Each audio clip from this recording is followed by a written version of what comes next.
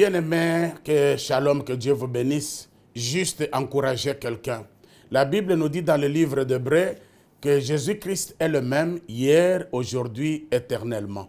Alors, je suis venu te dire qu'il y a une solution pour toi.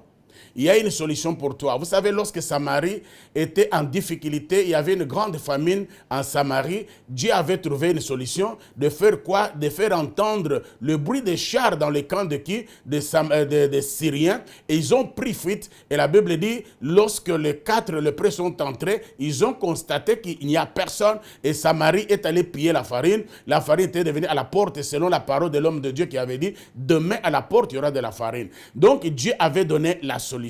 Lorsque Jésus a trouvé Lazare qui était mort, la Bible me dit, il a dit Lazare sort, il est sorti, il est ressuscité. Donc il y avait une solution. Chaque fois que le peuple de Dieu dans la Bible avait des problèmes, Dieu a toujours donné des solutions. Je suis venu te dire aussi pour toi, il y a une solution. Lorsque la Bible dit Jésus trouve cet homme paralytique de 38 ans, pendant 38 ans, il a dit prends ton lit, lève-toi et marche. Donc à chaque problème, Jésus donnait une solution. Tu es aussi sur la liste de personnes qui ont des problèmes, comme Jésus-Christ est le même, hier, aujourd'hui, éternellement. Ce qu'il a fait hier, il le fait aujourd'hui, il le fera demain. Lorsque Israël s'est trouvé dans le désert, il n'y avait pas à manger, Dieu avait une solution, c'était la manne qui tombait du ciel matin et soir. Je suis venu te dire qu'il y a aussi une solution pour toi. Le problème dans lequel tu te trouves là, Dieu a une solution pour toi. La Bible me dit, lorsque le prophète Élisée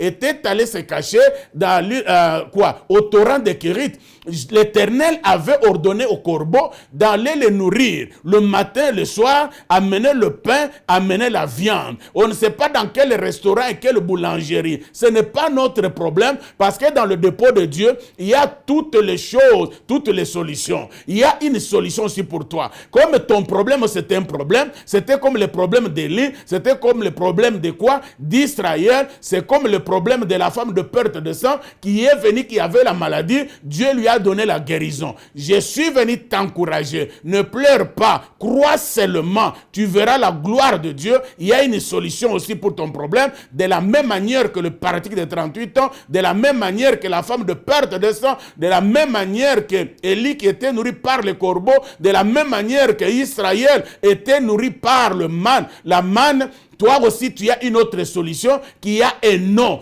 par rapport à ton problème. Je suis venu te dire, crois encore. Ne pleure pas, arrête de pleurer. Jésus-Christ n'est pas mort. Il est assis à la droite du Père. Il est là.